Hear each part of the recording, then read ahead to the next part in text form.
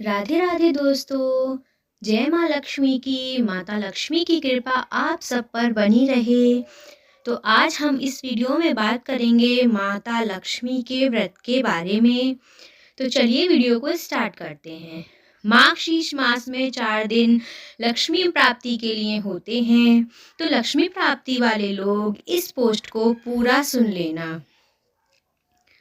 मार्गशीर्ष महीने में लक्ष्मी प्राप्ति वालों के लिए गुरुवार व्रत सर्वोत्तम माना गया है। जी हाँ, जो मार्गशीर्ष मास में गुरुवार पड़ता है यानी कि 4 गुरुवार, उसमें व्रत उपवास करना चाहिए। इसमें दिन भर व्रत उपवास करते हैं और फल और दूध जूस आदि ग्रहण करते हैं। आहार में और शाम को माता लक्ष्मी जी की पूजा करके उनको खीर का भोग लगाते हैं, फिर स्वयं भोजन करते हैं। लेकिन इस दिन पारक को उपासक को नमक वाला भोजन नहीं करना चाहिए। शाम के समय जब हम भोजन करते हैं ना तो उसमें नमक होना चाहिए। इस बात का ध्यान रखिएगा कि बिना नमक के भी बहुत सारी चीज़ें हैं जो आप व्रत में खा सकते हैं। यह भी ध्यान रखिएगा कि शाम के समय दही नहीं खाना चाहिए। दही वाले खाने के यहाँ से लक्ष्मी जी चली जाती हैं। तो आप लोग बिना नमक और दही के अन्य भोजन कर सकते हैं। 2024 में कितने सुंदर सुंदर मार्गशीर्ष मास के गुरुवार के दिन की तिथियां हैं। जी हाँ, पहले देखिए, पहला गुरुवार पड़ रहा है 21 नवंबर को। इस दिन गुरु पुष्पमृत का भी योग बन रहा है। गुरु पुष्पमृत योग में किया हुआ जप, ध्यान, दान आदि जितने भी सत्कर्म हैं सब महाफलदायी होते हैं, क्योंकि पुण्य नक्षत्र ये नक्षत्रों में राजा है और पुण्य पुक्ष नक्षत्र भगवान शिव जी की विभूति है। इसलिए इसमें किया हुआ जप, ध्यान सब महाफल देने वाला होता है। तो इस दिन आप जो व्रत उपवास करेंगे वह अभी महाफल देगा। आपको तो दो लाभ हो जा रहे हैं। आपको तो शाम के समय आप पूजन करना, फिर उसके बाद चंद्र देवता को अर्घ देना होता है। यदि चंद्र देवता नहीं दिखे तो आप ऐसे ही ओम चंद्रमसय नमः कहते हुए अर्घ दे देना। ठीक है, फिर उसके बाद शंख का भी हमें पूजन करना चाहिए।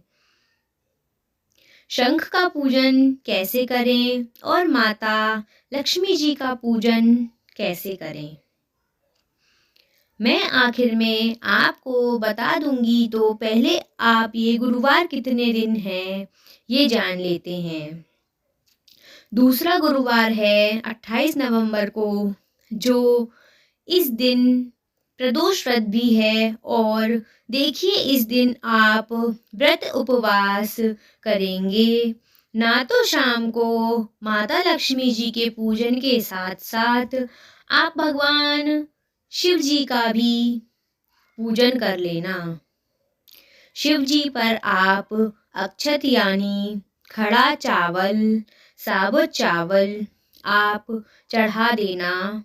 इससे दरिद्रता दूर होती है और इससे धन संपत्ति बढ़ती है। पंचमुखी दीपक शिवलिंग के पास जला देना। तो 28 नवंबर को जो आप व्रत उपवास करेंगे, सहज में ही आपका माता लक्ष्मी व्रत भी हो जाएगा और प्रदोष व्रत भी हो जाएगा। दोनों व्रत दरिद्रता को मिटाने वाले हैं और इसका आप ज़रूर लाभ लीजिएगा। तीसरा गुरुवार 5 दिसंबर को। इस दिन विनायक चतुर्दशी का भी योग है।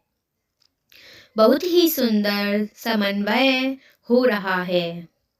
देखिए, माता लक्ष्मी जी का भी दिन है और गणेश जी का भी दिन है। दोनों एक ही साथ हैं। विनायक चतुर्दशी का पूजन और ऋतु उपवास इसीलिए किया जाता है कि दरिद्रता दूर हो और धन संपत्ति में हमारी वृद्धि हो। तो विनायक चतुर्थी का पूजन आप दोपहर में ही कर लेना, यानी गणेश जी का पूजन आप दोपहर में 11 बजे से लेकर 1:15 के बीच में गणेश जी का पूजन कभी भी कर सकते हैं। और इसके अंदर पूजन में आप गुड़ मिश्रित जल से भगवान को स्नान कराना, गणेश अदर्व शीर्ष चालू कर लेना, जो मैंने वीडियो बना रखा है। शाम को माता लक्ष्मी जी का पूजन कर लेना। तो देखिए, विनायक चतुर्दशी धन धान्य की वृद्धि तो करता ही है और माता लक्ष्मी की उपासना हम लोग कर रहे हैं। तो दो योग एक साथ हो गए। अब आखिरी गुरुवार की बात करते हैं। आखिरी गुरुवार 12 दिसंबर को पड़ रहा है। इस दिन अखंड द्वादशी का भी योग बन रहा है। महाराज, अखंड द्वादशी मार्गशीर्ष मास के में ही पड़ती है। अखंड जो कभी खंडित ना हो, ऐसा पुण्य चिपक जाता है। 7 जन्मों के पापों को नष्ट करने का सामर्थ्य है इस अखंड द्वादशी का में महाद्वादशियों में से एक है। इस दिन पितरों के लिए तर्पण जरूर कर लेना चाहिए। यदि आपके पास समय है तो इससे भी उनको भी अखंड तृप्ति मिलती है। इस दिन आप जो भी दान पुण्य जप तप करेंगे सब अखंड होने वाला है। शाम को माता लक्ष्मी जी के पूजन के साथ साथ इस दिन विष्णु भगवान का अथवा तो श्री कृष्ण जी का भी पूजन कर लेना चाहिए। तो देखिए, 2024 में मार्गशीर्ष का बहुत ही अद्भुत योग, दो योग एक साथ बन रहे हैं। तो आप एक व्रत करेंगे ना, आपको बूस्ट योग भी साथ में मिल जाएगा। अब मैं छोटी सी पूजा आपको बता देती हूँ सभी के लिए, जो सभी लोग सहेज में कर सकते हैं। महाराष्ट्र आदि जगहों पर कलश का पूजन किया जाता है। ऊपर नारियल रख के खूब अच्छे से सुंदर भाव से चुनरी आदि उड़ाकर किया जाता है।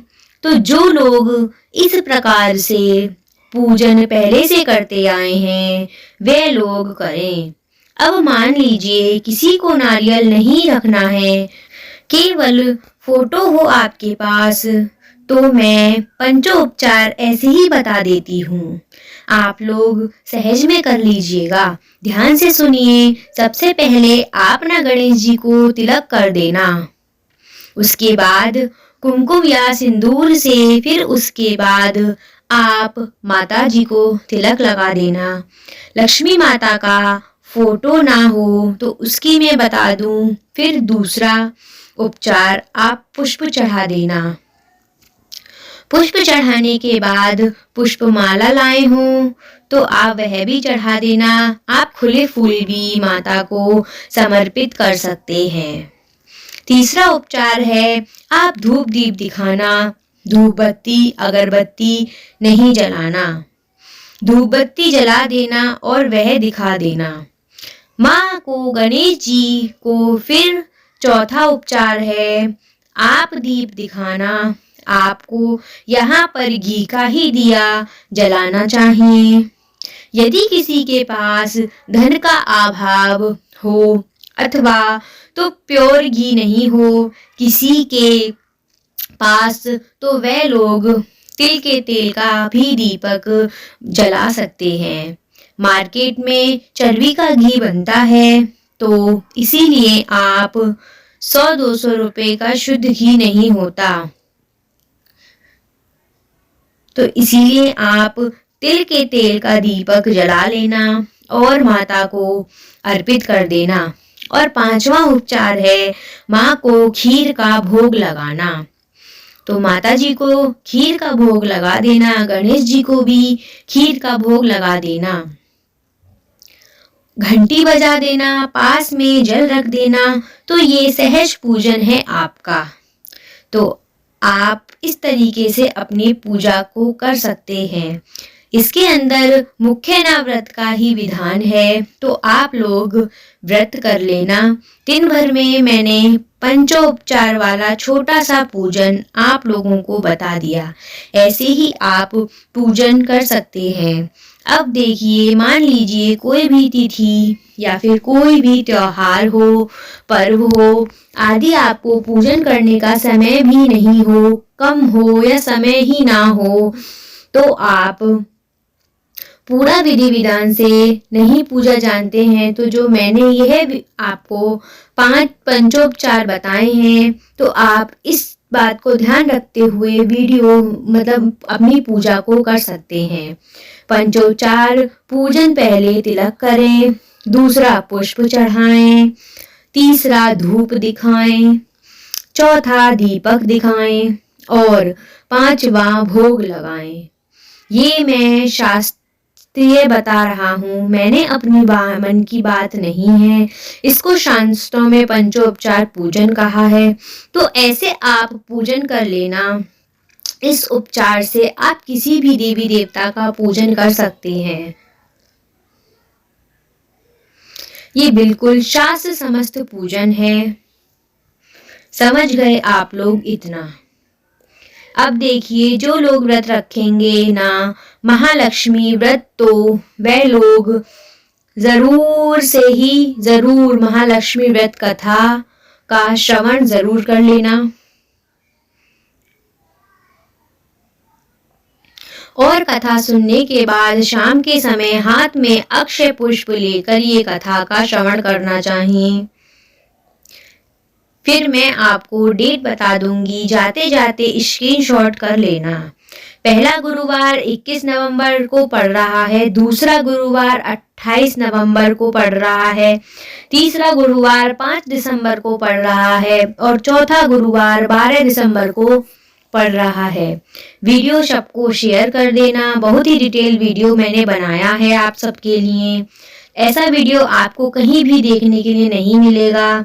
तो राधे राधे दोस्तों, हरे कृष्णा। अगर यह वीडियो आपको पसंद आया हो, यह जानकारी आपको अच्छी लगी हो, तो हमारे चैनल को सब्सक्राइब जरूर से कर लेना और घंटी को जरूर से बजा देना, जिससे कि आगे आने वाला वीडियो का नोटिफिकेशन आप तक सबसे पहले पहुंच सके। तो मिलते हैं अपनी इसी तरीके की जानकारी की वीडियो लेकर अगले वीडियो में। तब तक के लिए राधे राधे। माता लक्ष्मी की कृपा आप सब पर हमेशा बनी रहे।